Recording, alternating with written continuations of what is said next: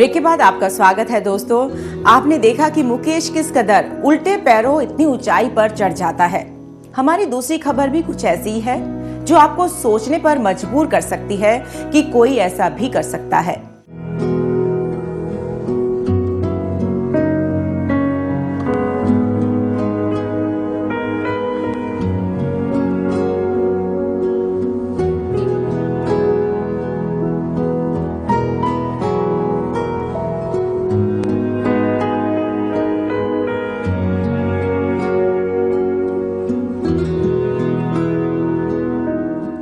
दोस्तों, आपने ये तस्वीरें देखी। इन तस्वीरों में जो शख्स आपको दिखाया गया है वो एक साधारण सा इंसान है। अब आप सोच रहे होंगे कि हम इसकी तस्वीरों को क्यों दिखा रहे हैं, तो चलिए आपको बताते हैं कि इस शख्स के एक ऐसे कारनामे के बारे में जिसे देखकर आप दंग रह जाएंगे।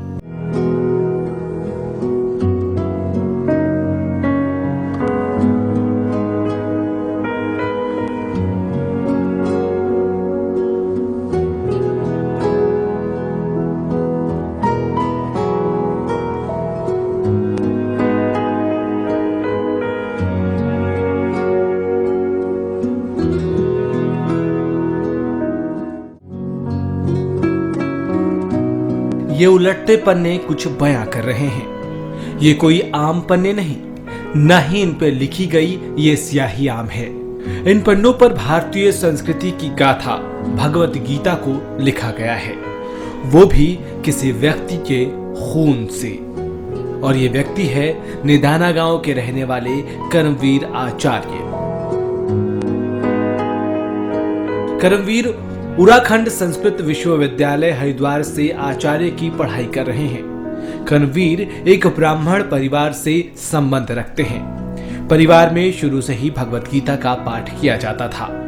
कर्मवीर भी अपने बचपन से ही भगवत गीता को पढ़ते आए हैं। भगवत गीता को पढ़ते पढ़ते उनके मन में इसमें लिखे श्लोकों को लिखने का विचार आया और उन्होंने भगवत गीता को लिखना शुरू किया। कर्मवीर ने जब इसे लिखना शुरू किया तो उस वक्त अपनी स्नातक की पढ़ाई कर रहे थे। तब उनकी उम्र केवल 26 साल थी। कर्मवीर बताते हैं कि इसे लिखने में उनको पूरे 2 साल का वक्त लग गया। मेरा गांव निंदाना है, महम के पास, रोहतक में। तो अभी आप क्या कर रहे हैं? मैं अब उत्तराखंड संस्कृत विश्वविद्यालय हरिद्वार से ज्योतिष में आचार्य कर रहा हूँ। देखिए, मेरे परिवार का जो माहौल रहा है वो बड़ा धार्मिक रहा है। मेरे दादाजी पंडित सूरत सिंह जी नित्य प्रति श्रीमद् भगवत गीता जी का पाठ करते थे, रामायण का पाठ करते थे। मुझे बचपन से ही कुछ इस प्रकार के संस्कार मिले हैं। जब मैं ग्रेजुएशन कर रहा था, जब मैंने श्रीमद् भगवत गीता जी को लिखा तो मेरी उम्र 26 साल थी। श्रीमद् भगवत गीता जी के श्लोक लिखने में जब मैं लिख चुका था तो 2 साल में पूरी हुई। तो दोस्तों, सुना आपने कि एक भगवत गीता के श्लोक लिखने के लिए कर्मवीर को 2 साल का समय लगा। कर्मवीर ने ये सभी श्लोक अपने खून से लिखे हैं। आज तक आपने सिर्फ ये सुना होगा कि एक लड़के ने एक लड़की को या एक लड़की ने एक लड़के को अपने खून से खत लिख कर दिया, पर यह आम बात है। लेकिन निदाना के कर्मवीर ने जो किया वो कोई आम बात नहीं। भारत की धार्मिक पुस्तक को अपने खून से लिखकर उन्होंने इसके प्रति अपना विश्वास दिखाया है। कर्मवीर ने गीता को लिखने के लिए अपनी उंगलियों से खून निकाला। वो हर रोज थोड़ा थोड़ा खून अपनी उंगलियों से निकालकर बड़ के पेड़ के पत्ते पर इकट्ठा करते थे। इसे लिखने के लिए मोर पंख का प्रयोग करते थे। श्रीमद् भगवत गीता जी को लिखने के लिए मैंने मोर पंख की कलम बनाई, पीपल के पत्ते पे ऐसे डालता था, क्योंकि मैंने अपने दादाजी से प्रसंग वगैरह सुनता था कि वृक्षों में पीपल श्रेष्ठ हूँ। मोर का पंख भगवान श्री कृष्ण के मस्तिष्क पर देखा था। बाद में पता चला कि जो भगवान श्री कृष्ण जी ने मोर का पंख ही सिर पर क्यों धारण किया है कि उसमें वासना नहीं होती मोर में। बाद में जो पता लगा, तो इस प्रकार से मैंने लिखा। मैंने उंगलियों से वर्ड निकाला, नीडल से एक ड्रॉप्स, 2 ड्रॉप्स, क्योंकि 1, 2, 4 ड्रॉप्स अगर एक साथ ज़्यादा निकल जाते तो वो सूख भी जाता है। किसी तरह की कोई दिक्कत या परेशानी तो नहीं है? किसी प्रकार का कोई नहीं। मैंने मित्रतावश अपने साथियों से जो डॉक्टर वगैरह थे उनसे कहा कि इस प्रकार से उनको मैंने अपना विषय न बता करके ऐसा चल रहा है, तो डॉक्टर जैसे बाद में भी आई बात है कि एक व्यक्ति अगर 2 साल ऐसे थोड़ा करके तक स्वास्थ्य ठीक रहता है, और मैं प्रभु कृपा से आपके सामने स्वस्थ हूँ। करमवीर बताते हैं कि जब वो इसे पढ़ने बैठते थे तो उन्हें एक अलग शांति का अनुभव मिलता था। गीता में लिखे गए श्लोक सभी मनुष्यों को शांति का मार्ग बताते हैं और शांति देने में अहम भूमिका निभाते हैं।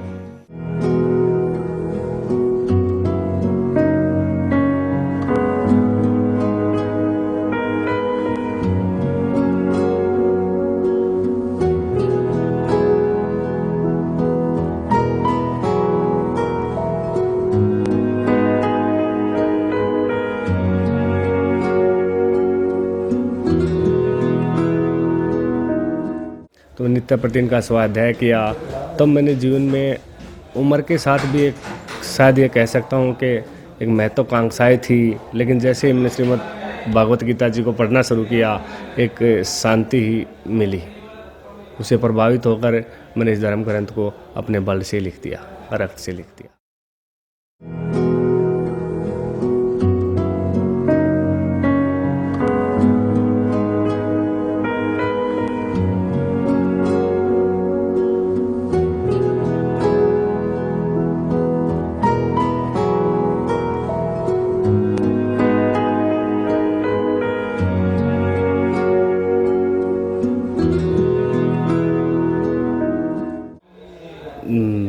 मेरे मस्तिष्क में इस प्रकार का कोई उद्देश्य नहीं था कि किसी उद्देश्य को लेकर लिखी जा रही है, बस यूं ही भाव में भावित होकर मैंने लिख दी। मैं तो कहूँगा शायद कोई पूर्व जन्मों का ही, कोई प्रारब्ध का ही कोई पुण्य रहा होगा श्रीमद् भागवत गीता जी के प्रति या ब्राह्मण होने के प्रति। जैसे भागीरथ जी को गंगा लाने का श्रेय मिलता है, लेकिन उसी की पीढ़ी में अनेकों ने तप किया, सभी का तप इकट्ठा होकर जब गंगा जी पृथ्वी पर आई। मैं बाद में ये विचार करता हूँ कि ऐसा जैसे आप या कुछ विद्वानों ने कहा कि भाई धर्म के प्रति आपने जो किया ये एक बहुत ही बड़ी भावना, श्रद्धा, विश्वास का विषय है, तो मैं तो यही मानता हूँ कि मेरे पूर्व जन्मों का ही कोई फल रहा होगा। तो सुना आपने किस कदर गीता को पढ़कर उसको लिखने के लिए करमवीर के मन में भाव उत्पन्न हुए। इस भाव के कारण ही करमवीर ने इसे लिखने की सोची। इसे अपने खून से लिखने में उनको कोई दिक्कत भी नहीं हुई। करमवीर ने इसे किसी लालसा के कारण नहीं लिखा, ना ही इसे लिखने के पीछे उनका कोई सपना है। करमवीर ने बताया कि शायद ये उनके पूर्व जन्मों का कोई पुण्य हो जो उन्हें अपने खून से गीता को लिखने का अवसर मिला।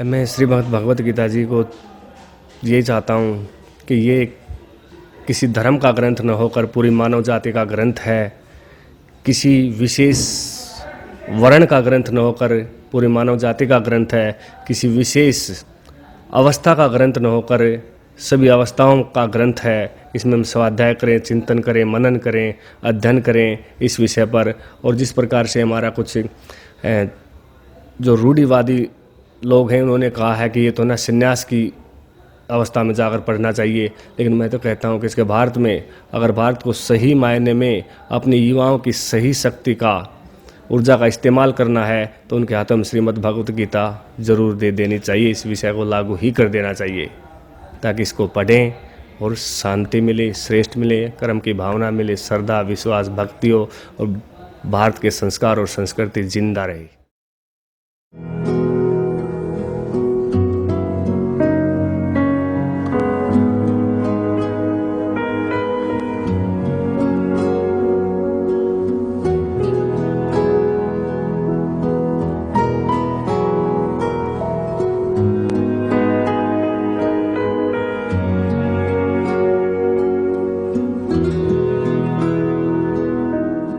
तो दोस्तों ये थी करमवीर की गीता की गाथा। करमवीर ने इसे बिना किसी भाव के लिखा है। करमवीर ने यह भी बताया कि गीता किसी एक व्यक्ति विशेष या किसी एक धर्म के लिए ना हो। साथ ही उन्होंने गीता को स्कूल लेवल पर पढ़ाए जाने की बात भी कही है।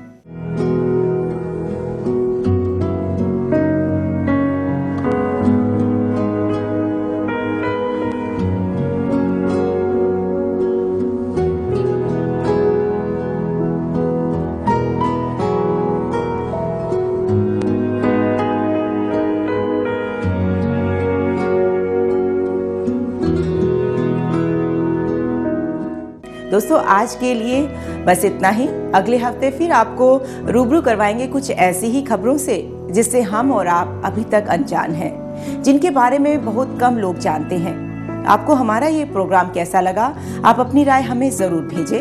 हमारा पता है खबर फास्ट 306 से मॉडल टाउन रोहतक, हरियाणा। साथ ही आप हमें ईमेल भी कर सकते हैं। आज के लिए बस इतना ही। फिर मुलाकात होगी किसी अन्य रोचक, प्रेरणादायक और सच्ची घटना के साथ। अब मुझे दीजिए इजाजत। नमस्कार।